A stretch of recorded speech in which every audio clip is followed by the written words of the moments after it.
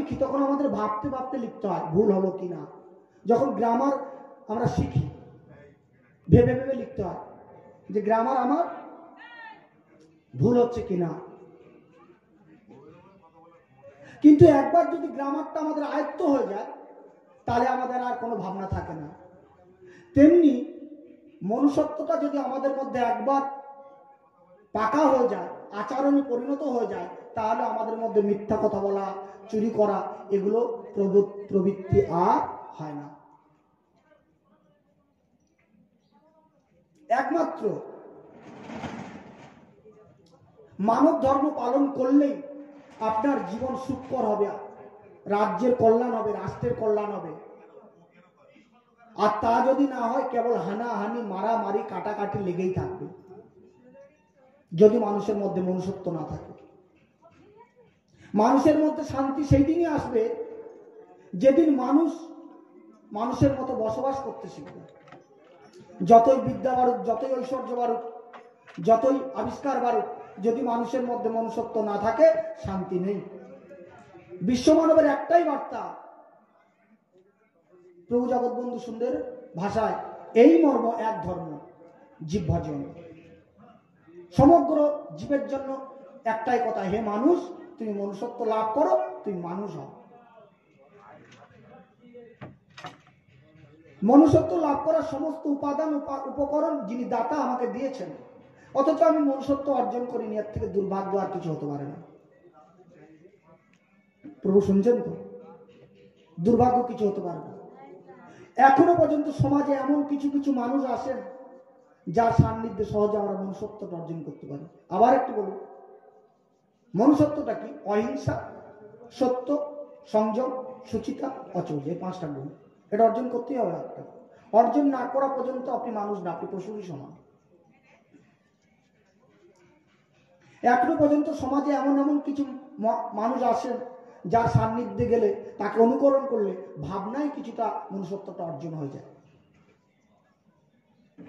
আমি বিদ্যালয়ের ছাত্রকে পরীক্ষায় পাস করিয়ে দিলাম,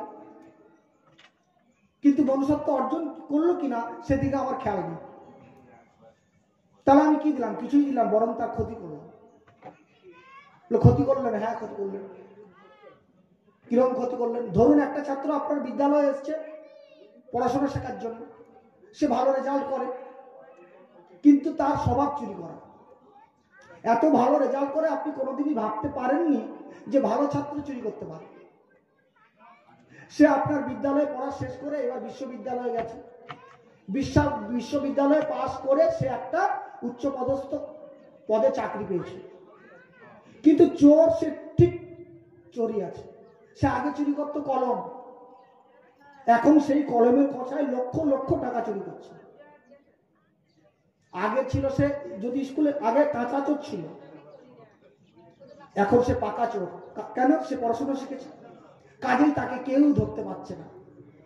সমাজের মাথার উপরে বসে সমাজকে গল্লার পথে ঠেলে দিচ্ছে, নির্বিবাদে চুরি করছে।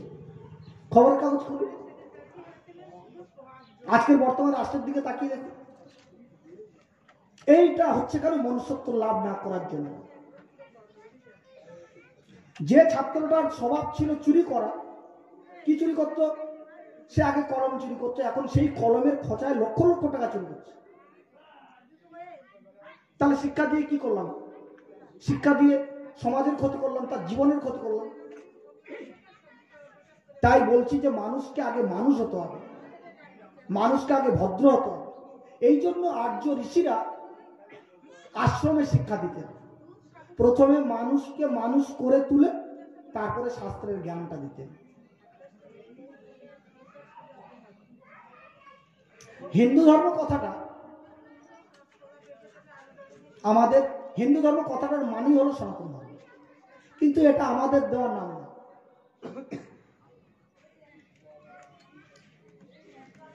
এটা আমাদের দেওয়ার নাম না। কেউ বলেন যে এটা সিন্ধু নদ থেকে এসেছে, সিন্ধু নদ থেকে হিন্দু নামটা এসেছে। অনেকে বলেন যে হিন্দু কথার অর্থ হলো কাফের, নিকৃষ্ট, অথচ এই শব্দটাকে আমরা সংস্কৃতে দেখতে পাই না, সংস্কৃত অভিধানে। কিন্তু এইটাকে আমরা ছাড়তে পারি না, এটা আমাদের চামড়ার সঙ্গে লেগে গেছে। এখন খারাপ ভাবেন না, একটা দৃষ্টান্ত দিয়ে বলবো। এখন একটা লোকের নাম ঢ্যামনা। ঢ্যামনা কথার মানে কি? লতার শেকড়। যেহেতু লোকটাকে ঢ্যামনা বলে ডাকা হয়েছিল, তাই তাকে সেই ঢ্যামনাই বলতে হবে। তেমনি আমাদের ধর্মের নাম সনাতন ধর্ম, কিন্তু যেহেতু একবার প্রচলিত হয়ে গেছে হিন্দু ধর্ম, তো এখন আমাদের ধর্মের নামটা হিন্দু রাখতেই হবে। কিন্তু এর আসল নাম, প্রাচীন নাম হচ্ছে সনাতন ধর্ম। আর সনাতন ধর্মের মূল তত্ত্বটাই হচ্ছে মানব ধর্ম। মানব মাত্রের একটা ধর্ম। সনাতন মানে চিরকালের ধর্ম, চিরস্থায়ী ধর্ম।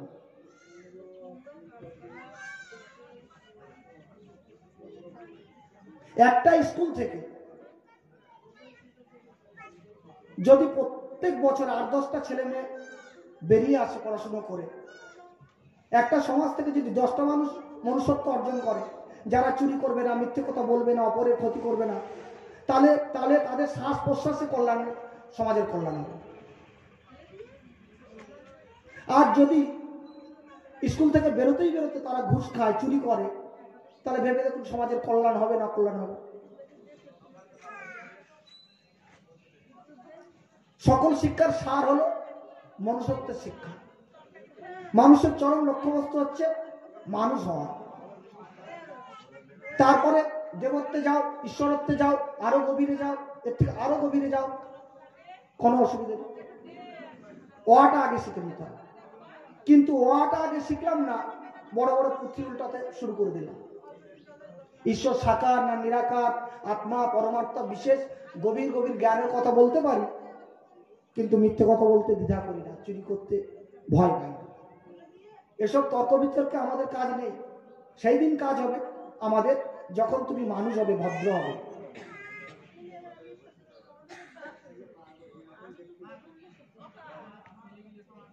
সমগ্র মানব সমাজের নরনারী যদি কোনোদিন সুবুদ্ধি হয় যে আমরা এক পতাকা তলে দাঁড়াবো, তাহলে একমাত্র মানব ধর্ম গ্রহণ করতে হবে।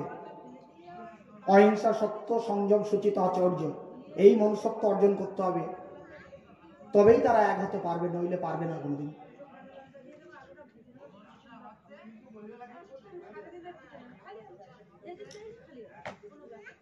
আমাদের একটা গোত্র আছে, দেখেছেন তো? আমাদের গোত্র আছে। এই গোত্রটা কিভাবে আসলো? এখনকার ছেলে মেয়েদের জিজ্ঞেস করুন, কেউ বলতে পারবে। গোত্রটা এসছে ঋষিদের নাম থেকে।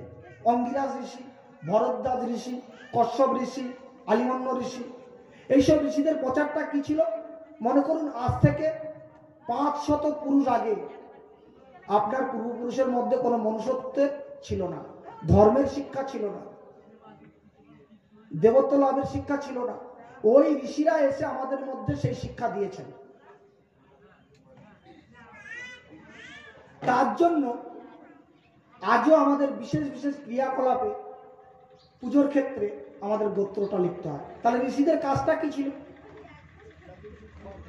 ঋষিদের কাজটা ছিল যে মনুষ্যত্বটা দিয়ে দেওয়া, আর মনুষ্যত্বটা দিয়ে দেবত্বের সন্ধানটা দিয়ে দেওয়া।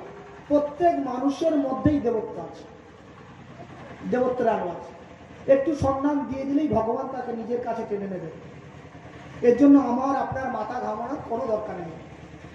এই সন্ধানটা কে দেবে? যিনি গুরুদেব, তিনি দিয়ে দেবেন।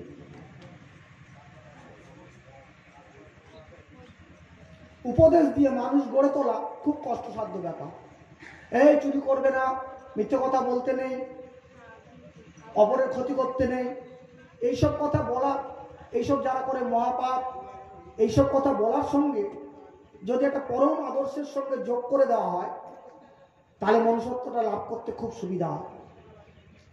বলছে যার কাছ থেকে এসেছি, যার কৃপা পাবো, যে চুরি করে তিনি তাকে শাস্তি দেন, যে মিথ্যে কথা বলে তিনি তাকে কৃপা করেন না। এর একটা পরম আদর্শের সঙ্গে আমাদের যোগ করে দিতে হবে।